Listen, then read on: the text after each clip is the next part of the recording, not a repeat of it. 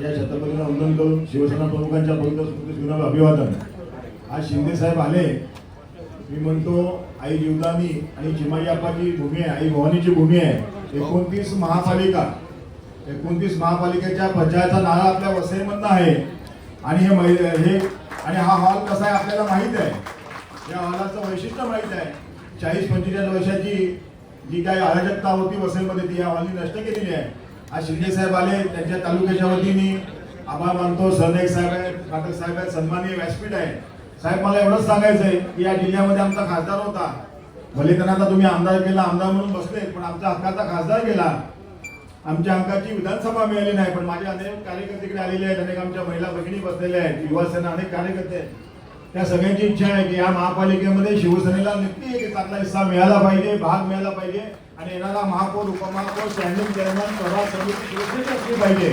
आणि आपण फक्त हो म्हणा, आपण नेहमी आमच्या मागे असतात, पण आम्हाला आपली विनंती आहे आपल्याला की साहेब आपण निश्चितपणे जे काय महायुतीचं बोलणं चाललं असेल ते करा। फाटक साहेब आहेत, सरनाईक साहेब आहेत, सगळं टीम आहे, 2-2 आमदार आहेत, दुसरे माझे जिल्हा प्रमुख, सहकारी युवक आहे ना, महिला अनेक कार्यकर्ते आहेत। पण तुम्हाला मी एवढंच शब्द देतो की साहेब या वसईला महापालिकेमध्ये जानेवारी 16 तारखेला रिझल्ट लागल्यानंतर तुम्ही याल तेव्हा निश्चितपणे साहेबांनी पाणी काय दिलं, तालुका प्रमुख बोलले, साहेबांनी काय काय केलं MMRDच्या माध्यमातून, साहेब एक वसईचा महत्वाचा विषय आहे आणि साहेब त्याच्या बाबतीत तुम्हाला भूमिका घ्यावी लागेल। या 72 ग्रामपंचायती आणि 4 नगर परिषदेची महापालिका आहे आणि साहेब आता त्यावेळेला 2-3 महिन्याचा कालखंड होता, चीफ ऑफ म्हणजे तेव्हा आला प्रभारी आणि साहेब घरं बांधली लोकांनी, मालकी जागेत माझ्या मायवर्गीय स्थानिक भूमिपुत्रांनी घरं बांधलेत आणि त्या घराला शास्ती लावलेली आहे। त्यावेळेला ग्रामपंचायतीची NOC होती आणि शास्ती लावल्याची विनंती आहे माझी आपल्याला की त्याची सरसकट शास्ती नष्ट होऊन त्यांची घरं रेग्युलाइज झाली पाहिजेत। एवढी आपण कृपा करावी आणि याच्या बाबतीत आपण निर्णय घ्यावा।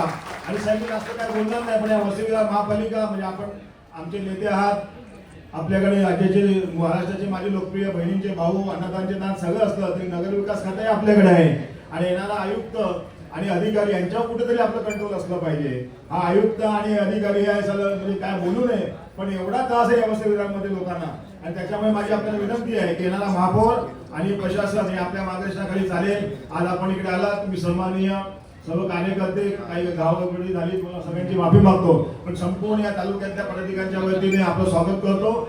आणि आपल्याला येणाऱ्या म्हणजे उद्याचा रिझल्ट आहे त्याच्यामध्ये शिंदे साहेबांनी सांगितलं की आतापर्यंत कितीतरी हजार सदस्य आणि नगराध्यक्ष शिवसेनेचे आले। काल पुढे मी पोस्ट बघितली, साहेबांना शुभेच्छा देतो की आता उद्या सकाळी 10-11 वाजेपर्यंत आपल्या जिल्ह्यामध्ये पण 4 नगर परिषदा होत्या, तिकडे पण इतिहास घडेल आणि कसा इतिहास घडला फाटक साहेबांच्या नेतृत्वाखाली थोडंसं आम्ही जाणवला होतो 8-10 दिवस जे काय साहेबांनी सांगितलं केलं।